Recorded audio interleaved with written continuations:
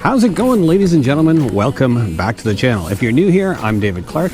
In today's video, I'm going to do a little bit of a follow-up video on this BV2S helmet. So here I am sitting out in the middle of the woods alone with a helmet because that's the kind of trouble I go through for you guys. All right, so I've already talked about this helmet, talked about some of the features, compared it against my modular one. So now I've had a chance to actually ride with it. I want to give you guys an honest comparison of this helmet versus my modular, the good and the bad. The other thing is this helmet actually broke the very first time that I used it. And I was a little surprised by how the dealer dealt with it. So I want to talk about both those things in 2 seconds.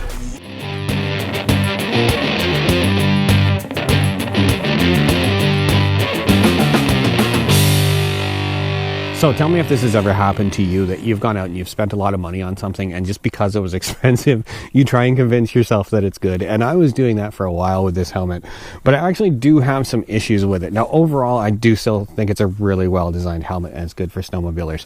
But whether I like it more than my modular one, let's get to that. So I've had this helmet for a couple of weeks, and really I didn't get a chance to wear it other than sort of around the house when nobody was looking. But come on, you know you've done it. Yeah, so I did get a chance. We had, I think it was like minus 30. We had a ton of snow. You saw that in the last video.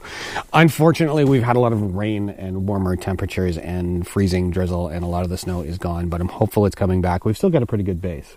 But I did get this helmet out. So what do I like about it and what I don't? So for starters, what I don't like about it, it is harder to put on and off than my modular helmet. So the modular helmet, because the whole front lifts up, you can just sort of pull it on pretty easily. This helmet, I mean, it's not like it takes me an hour to get it on, but it is a lot more work. I don't find it as comfortable to put on. So underneath, it's got this neoprene skirt. If you pull that back and you pull these, the chin strap pieces down pretty hard, then it's not too bad to get on, but still I find it a lot more difficult than the modular one to pull on and off. But I think that might be a little bit of a trade-off. So having the helmet sort of all one piece in the front without all the seams on the side, I did find this helmet to be a little bit warmer. So this is probably the helmet I'm going to use on a really cold day. One thing I found that was a little bit better with this helmet was fogging. Now, neither helmet fogs that much, to be honest, but I did find that the mask system in the BV2S fits a little bit better than the breath evac mask in the modular one. So I did find it a little bit tighter, a little bit better fit. I get a bit of fogging around the bottom sometimes with the modular, and I think that I found this one fogged a little bit less, and it was a much colder day that I was riding with. So yeah, I would say this one gets a little bit of an edge for fogging. The other thing that I found better on the modular one than the BV2S was these buttons here. Now, they're a little bit different between the helmets. So in the modular one, you squeeze them and you lift the front up. On this one, you squeeze them and lift the front down. I do find these buttons were a little bit harder to press than the one on the modular. Because the modular, they're kind of round and they're cupped and your fingers fit in nicely. With these ones, they're not as easy to grab. The other thing that I noticed with the BV2S is there seemed to be more condensation in the mask than there was with the modular one. And the only thing that I can kind of think of with that is this mask is kind of directly attached to the front vent.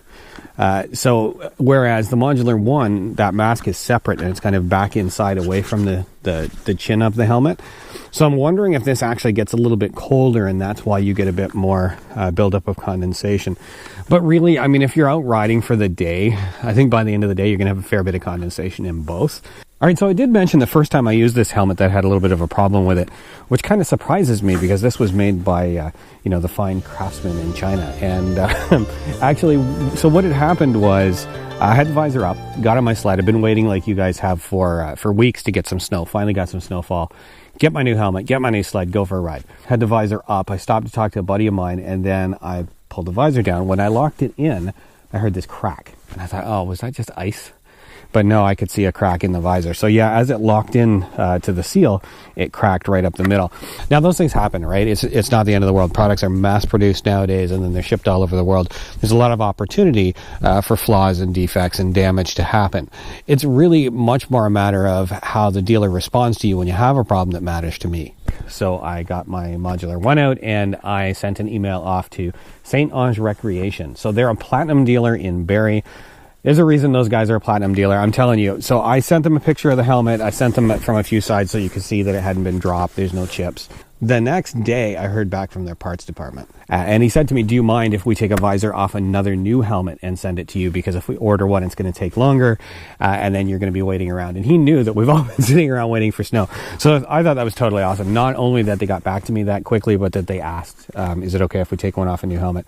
So yeah, they dropped it, shipped it right away. And I had it this was a Friday, right? So I got it the next week. Now, I'm a big believer in giving credit where credit's due. And guys, St. Onge Recreation is definitely do some credit here. I got that replacement visor and I went to put it on and I noticed along the edge, I'll show you a close-up, but it's a bunch of stress fractures in pretty much the same place that the old one had cracked. So I called them up and I spoke to their parts department.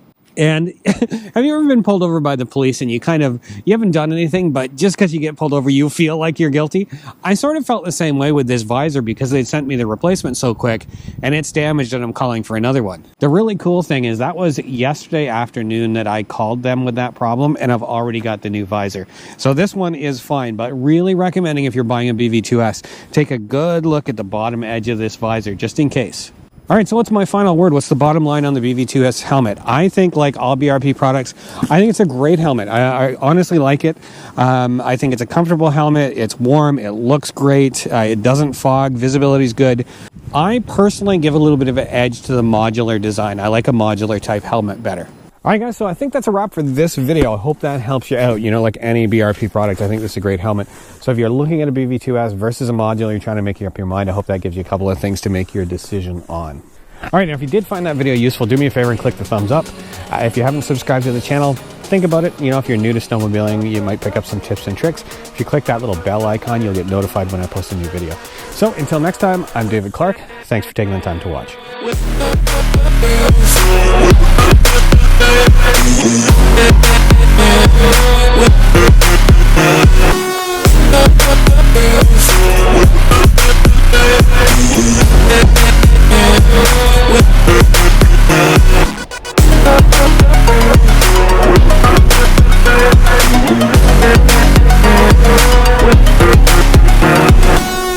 Ladies and gentlemen, and welcome back to the channel. If you're new to the channel, I'm David Clark. This channel said channel too much. I just think it makes for a little bit more. Yeah. I just think it makes for a bit. Oh my god. I just think it makes for a little. But I found that the mask system in the BV2S does fit a little bit better against your fit. Oh come on.